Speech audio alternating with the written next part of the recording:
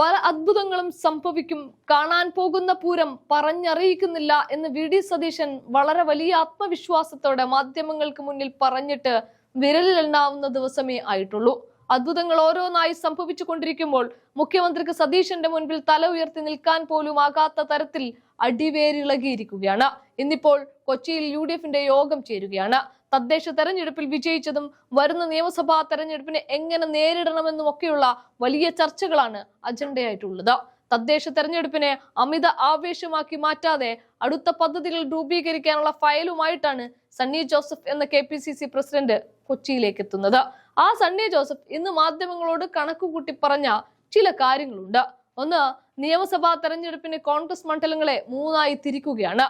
ഉറപ്പായും ജയിക്കുന്ന സീറ്റുകൾ, ശക്തമായി പ്രവർത്തിച്ചാൽ പിടിച്ചെടുക്കാവുന്ന സീറ്റുകൾ, സാധ്യത കുറഞ്ഞ സീറ്റുകൾ എന്നിങ്ങനെയാണ് മണ്ഡലങ്ങളെ തരംതിരിക്കുന്നത്.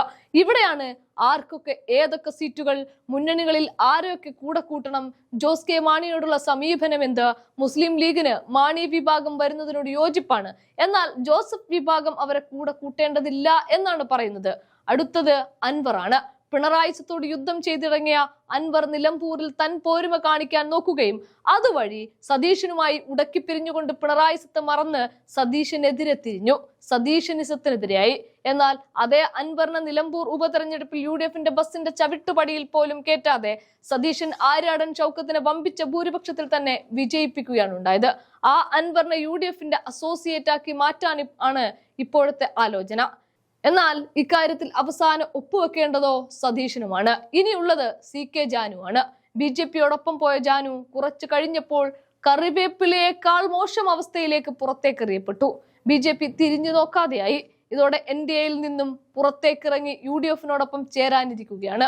ഇത്തരത്തിൽ മുന്നണി വികസനത്തിലേക്ക് നീങ്ങുന്നതാണ് രണ്ടാമത്തെ കാര്യം. ഇനിയുള്ളത് കൊച്ചിയിൽ ആര് മേയർ എന്നതാണ്. അവിടെയും ഉത്തരം പറയേണ്ടത്, അവസാന തീർപ്പ് കൽപ്പിക്കേണ്ടത് വി.ഡി. സതീശനാണ്.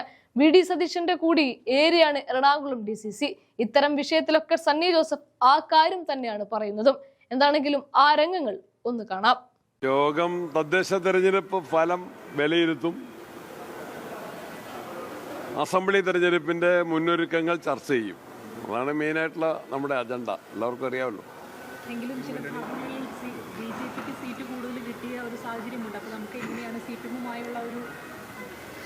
ഇല്ലില്ല, ജനങ്ങളുടെ വിധി എന്താണോ അതിനെ അംഗീകരിക്കും. അതാണ് കോൺഗ്രസിന്റെ നയം. BJPക്ക് അങ്ങനെ വലിയൊരു വളർച്ചയൊന്നും ഉണ്ടായിട്ടില്ല. UDF ആണ് ശക്തമായ മുന്നേറ്റം കാഴ്ചവെച്ചത് തെരഞ്ഞെടുപ്പ്. എല്ലാവർക്കും അറിയാമല്ലോ.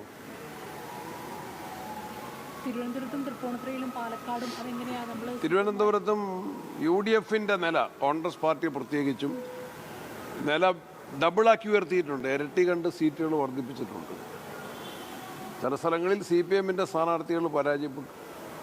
അത് യാഥാർത്ഥ്യമാണ്. അത് അവരും പരിശോധിക്കട്ടെ. എന്നാൽ ഞങ്ങൾ BJPയുടെ ചില മേഖലയിൽ അവരുടെ കൂടുതൽ സീറ്റ് നേടിയത് ഗൗരവത്തിൽ ചർച്ച ചെയ്യും കോൺഗ്രസ് പാർട്ടി.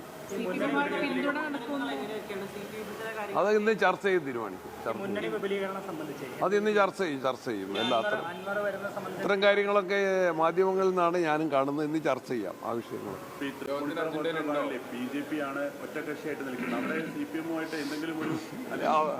അത്തരം കാര്യങ്ങളൊന്നും ആലോചിച്ചിട്ടില്ല. നിയമസഭാ തെരഞ്ഞെടുപ്പിന്റെ ചർച്ചകളിലേക്ക് കടക്കുകയാണ്. ആ ചർച്ചകളുടെ പ്രാരംഭം എങ്ങനെ ചർച്ച തുടങ്ങണമെന്ന് ചർച്ച ചെയ്യാം. ചർച്ചയിലേക്കല്ല, ചർച്ച തുടങ്ങാനുള്ള ചർച്ചയാണ്. ജനകീയമായിട്ടുള്ള അടിത്തറ വർദ്ധിപ്പിക്കും, വികസിപ്പിക്കുമെന്ന് ഞങ്ങൾ പറഞ്ഞു. അപ്പോൾ നിങ്ങളത് സംശയത്തോടെ കണ്ടു. അത് വികസിപ്പിച്ചിരിക്കുന്നു. ഇനിയും അത് വികസിപ്പിക്കാം, കൂടുതൽ വികസിപ്പിക്കാം. മുന്നണിയിലേക്ക് കൂടുതൽ ആളുകൾ വരുമെന്നാണ്. ഒന്നും ചർച്ചയിലേക്ക് വന്നിട്ടില്ല. അത് പാർട്ടിയോടെ തീരുമാനിക്കേണ്ടതാണ്. എറണാകുളം DCC-യും ഇവിടുത്തെ നേതാക്കന്മാർക്കും കൗൺസിലർമാർക്കും അതിനുള്ള ചുമതലയുണ്ട്. അവരത് സമയത്ത് ഉചിതമായ തീരുമാനമെടുക്കും. അത് ഞാനും പേപ്പറിൽ നിന്ന് കണ്ടു. ഞാനൊരു പേരിലും ചർച്ച ചെയ്യും. ഞാൻ പങ്കാളിയല്ല. ഒന്നുമില്ല, ഒരാശങ്കയില്ല. വളരെ അന്ന് ആലോചിച്ചിട്ടില്ല. ഞാനതിൻ്റെ അകത്ത് എനിക്കറിയില്ല. I'm not informed at all. പൂർണ്ണ നിയന്ത്രണം എറണാകുളം DCC ആ രീതിയിലാണോ? പൂർണ്ണ നിയന്ത്രണം എന്നല്ല. ഇവിടെ നേതാക്കന്മാരെല്ലാവരും ഉണ്ട്. പ്രതിപക്ഷ നേതാവുണ്ട്, KPCC ഭാരവാഹികളുണ്ട്, DCC ഉണ്ട്. ആവശ്യമെങ്കിൽ മാത്രമേ നമ്മളൊക്കെ ചർച്ച ചെയ്യുന്നു. സഭകളൊക്കെ അവരുടെ താല്പര്യമൊക്കെ അറിയിച്ചതാണ്. അത് ഞാൻ അറിയില്ല. I'm not informed. ശരി.